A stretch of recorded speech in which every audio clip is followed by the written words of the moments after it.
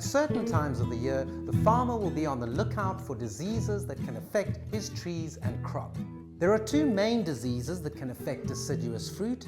These are apple scab and powdery mildew.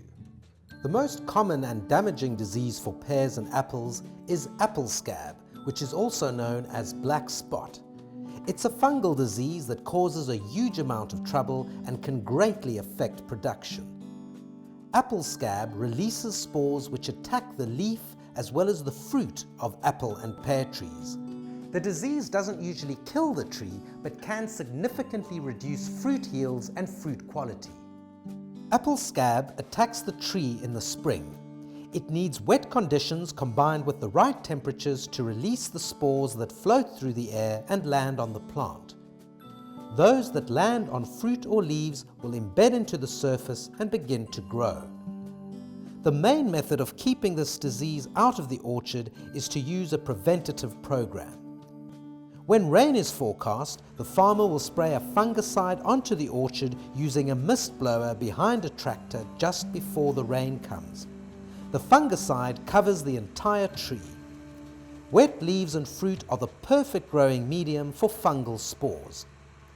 As they land on the leaves and fruit, they will be killed on contact by the fungicide that the farmer has just sprayed. There are systemic products that can kill apple scab up to 72 hours after an outbreak. After 72 hours, the fungus is very difficult to kill. Another big problem is powdery mildew, which affects both pome and stone fruit and is especially damaging to peaches, apricots, and nectarines. Powdery mildew needs high temperatures and moist conditions to flourish. It affects the leaf surfaces, the stems, flowers, buds, and the fruit. It starts as a black dot and develops into spots or patches of white to greyish talcum powder-like growth. Although powdery mildew is unattractive, it is rarely fatal. However, it does stress the plant, and if enough of the leaf surface becomes covered with powdery mildew, photosynthesis is impaired. Insufficient photosynthesis can diminish the flavor and size of the fruit. If buds become infected, they may not open and mature at all.